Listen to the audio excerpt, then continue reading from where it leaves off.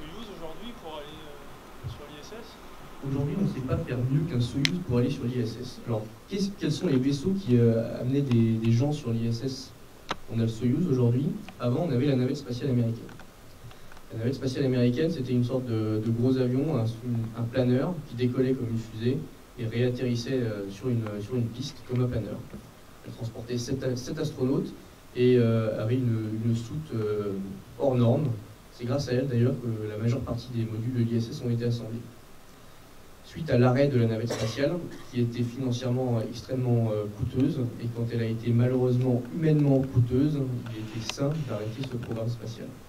Aujourd'hui, il n'y a plus que le Soyouz russe qui envoie des hommes dans l'espace, qui envoie des hommes vers l'ISS, excusez-moi, puisqu'on a également la version chinoise qui s'appelle le Shenzhou, qui envoie des astronautes dans l'espace. On a en ce moment en développement plusieurs systèmes qui visent à envoyer à nouveau des hommes dans l'espace, des hommes vers la Station spatiale internationale, mais également des hommes vers un peu plus loin. Un peu plus loin, ça peut être un retour sur la Lune, ou alors un aller vers Mars. Aller vers Mars, on y pense beaucoup, et d'ailleurs les astronautes, comme Thomas Pesquet, qui pendant 6 mois ont réalisé une centaine d'expériences scientifiques, cherchent justement à trouver les solutions pour pouvoir amener en toute sécurité et ramener en toute sécurité une mission habitée vers Mars.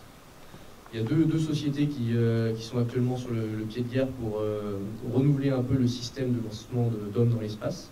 SpaceX d'un côté, qui développe une version habitée de sa capsule qu'on a pu voir arriver vers l'ISS, et également Boeing qui a toujours été un partenaire historique de la NASA, qui fabrique lui aussi une nouvelle capsule.